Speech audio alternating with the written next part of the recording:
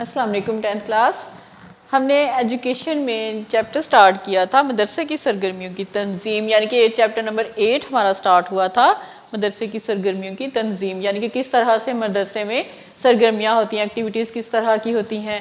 جس طرح کہ میں نے آپ لوگوں کو بتایا تھا کہ 2 طرح کی سرگرمیاں ہوتی ہیں. ایک نصابی سرگرمیاں جو کہ آپ کے نصاب جو ہوتا ہے اس کے مطابق ہوتی ہیں، کمرہ جماعت کے اندر جو ادا کی جاتی ہیں ایکٹیویٹیز، وہ نصابی سرگرمیاں کہلاتی ہیں. اور دوسری قسم کی سرگرمیاں جو ہیں وہ مدرسے سے باہر، یعنی کہ وہ نصاب کا حصہ ہوتی ہیں، نصاب میں ان کو مدد ملتی ہے لیکن وہ مدرسے سے باہر ہوتی ہیں، یا پھر کمرہ جماعت سے باہر جو سرگرمیاں، جو ایکٹیویٹیز جو کی جاتی ہیں ان کو ہم نصابی سرگرمیاں کہتے ہیں. تو ہم نصابی سرگرمیوں کے بارے میں پڑھا تھا کہ کس طرح سے کون سی سرگرمیاں ہیں کہ کھیل کود اور جسمانی ورزش وغیرہ کے ذریعے سے سرگرمیاں ہوتی ہیں. پھر ادبی اور تفریحی سرگرمیاں اس میں آ جاتی ہیں، اور اس کے علاوہ اس میں تعلیمی اور تفریحی سرگرمیاں جو ہیں وہ بھی اس میں شامل ہوتی ہیں.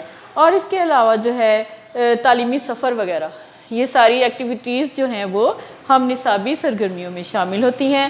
یہ ہم نے اس سے پہلے ٹاپک میں کر چکے ہیں. اس کے علاوہ تھے کلب اور سوسائٹیز، ٹھیک ہے، جس میں بوائے اسکاؤٹ، گرل گائیڈ وغیرہ اس طرح کی سرگرمیاں ایکٹیویٹیز وغیرہ آ جاتی ہیں.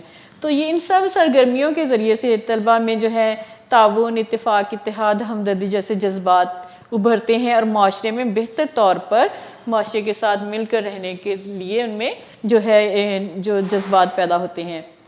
اب طلباء کی ذاتی دلچسپیاں بہت ہی اہمیت رکھتی ہیں. دلچسپیوں کو پورا کرنے کے لیے جتنی بھی سرگرمیاں ہم نے آپ لوگوں کو بتائی ہیں وہ کچھ دلچسپیاں ہر طالب علم کے لیے انفرادی حیثیت رکھتی ہیں. یعنی کہ جو ہم نے اس سے پہلے آپ کو بتائیں کہ ہم نصابی سرگرمیاں کون سی ہیں، وہ ہر طالب علم کے لیے انفرادی حیثیت رکھتی ہے، ایک منفرد حیثیت رکھتی ہے. ہر طالب علم دوسرے طلباء کے مقابلے میں خود کو علیحدہ شناخت بھی کرنا چاہتا ہے، اس کی کوئی انفرادی دلچسپی بھی ہوتی ہے، اور اس دلچسپی کے لیے طلباء کو مشاغل یعنی کہ ہابیز وغیرہ اختیار کرنے کی ترغیب دی جا سکتی ہے. یہ مشاغل طالب علم کے لیے تسکین، خوشی اور خودداری وغیرہ کا باعث بنتے ہیں.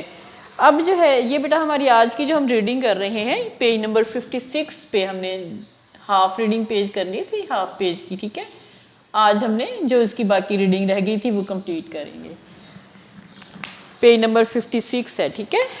اب اس میں ہم دیکھتے ہیں کہ کس طرح سے جو ہے طلباء کس ایکٹیویٹیز میں پارٹیسپیٹ کرتے ہیں، اور ان میں کس طرح کی خصوصیات اور کس طرح کے اوصاف ان کے اندر پیدا ہوتے ہیں. اب نمبر 1 پہ ہے کہ اپنی جسمانی توانائیوں کا بہتر استعمال سیکھ جاتے ہیں.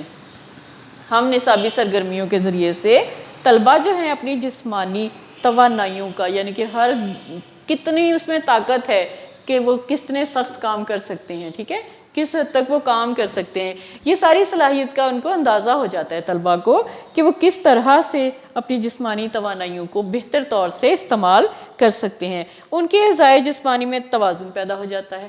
اب ان کے جسم کے جو اعضاء ہیں ان میں بیلنس آ جاتا ہے، اور تمام اعضاء کی حرکات میں ربط پیدا ہو جاتا ہے. یعنی کہ تمام جو اجزاء ہیں، اس کے جو تمام اعضاء جو ہیں ان کی حرکات میں ایک طرح کا ایک رابطہ پیدا ہو جاتا ہے، ربط پیدا ہو جاتا ہے.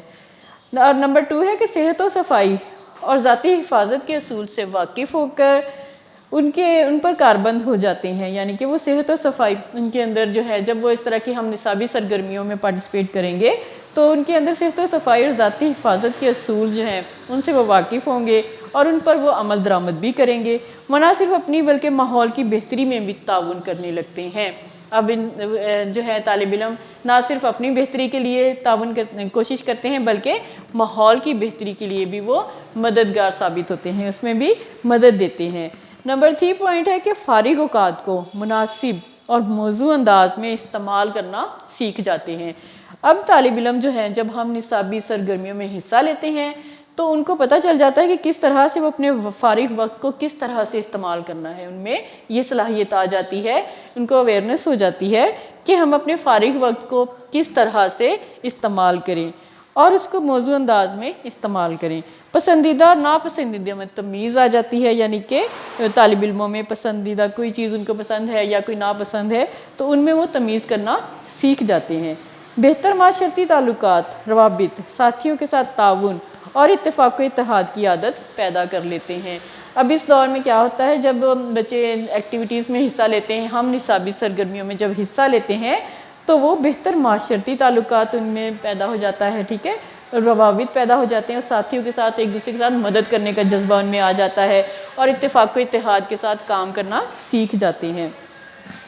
نمبر 5 ہے کہ نظم و ضبط کے پابند ہو جاتے ہیں۔ جب ہم نصابی سرگرمیوں میں بچے حصہ لیتے ہیں تو وہ نظم و ضبط کے پابند ہو جاتے ہیں، معلومات جمع کرنا، انہیں ترتیب دے کر منظم کرنا سیکھ جاتے ہیں۔ اب اس دور میں بچے کوشش کرتے ہیں، جب وہ طالب علم ہوتے ہیں اور ہم نصابی سرگرمیوں میں جب وہ حصہ لینا شروع کرتے ہیں تو ان کی کوشش ہوتی ہے کہ وہ زیادہ سے زیادہ انفارمیشن لیں، زیادہ سے زیادہ معلومات حاصل کریں، اور ان کو منظم کرنا بھی سیکھ جاتے ہیں، اور انہیں استعداد کے ساتھ لوگوں کے سامنے پیش کرنے کی استعداد حاصل کر لیتے ہیں، اپنے جذبات پر قابو پانے کی صلاحیت حاصل کر لیتے ہیں۔ اب انہیں جو ہے، جب وہ ہم نصابی سرگرمیوں میں حصہ لینا شروع کرتے ہیں تو ان کو اپنے جذبات پہ قابو پانا بھی آ جاتا ہے، یعنی وہ سیکھ جاتے ہیں کہ کس طرح سے انہوں نے اپنے غصے پہ قابو پانا ہے، کس طرح سے اپنی خوشی کے اظہار کرتے ہوئے کس طرح احتیاط اختیار کرنی ہے۔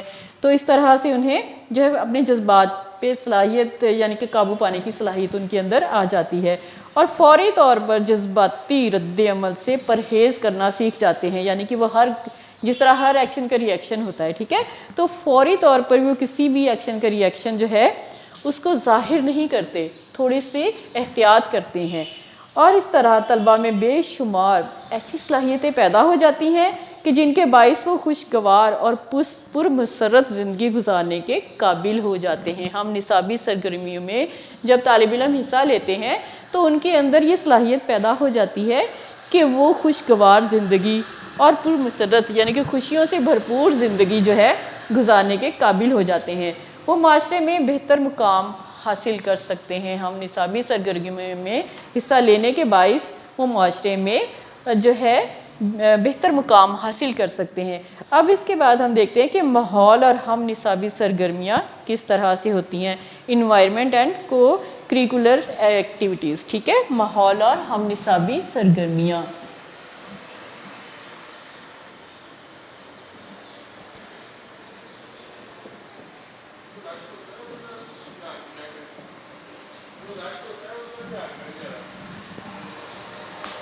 کس طرح سے ماحول اور ہم نصابی سرگرمیاں اثر انداز ہوتی ہیں کہ تمام طلبہ جو ہے تمام تر نصابی اور ہم نصابی سرگرمیاں ایک مخصوص ماحول میں انجام دیتے ہیں، یعنی کہ نصابی سرگرمیاں اس کے لیے ایک ماحول الگ ہے، ٹھیک ہے، کلاس روم ہے، کلاس روم کے اندر جو آپ کا کلاس ورک ہوتا ہے، پھر آپ کا ہوم ورک ہوتا ہے، پھر اس کا ٹیسٹ ہوتے ہیں، یہ ساری ایکٹیویٹیز کلاس روم میں ہوتی ہیں، تو یہ نصابی سرگرمیاں ہیں، اس کے لیے ایک الگ ماحول ہو گیا۔ اور اسی طرح سے ہم نصابی سرگرمیاں کیونکہ کلاس سے باہر ہوتی ہیں یا اسکول سے باہر ہوتی ہیں تو ان کے لیے ایک الگ ماحول چاہیے ہوتا ہے، اس کے لیے میدان چاہیے ہوتا ہے، یہ بڑے ہال روم چاہیے ہوتے ہیں۔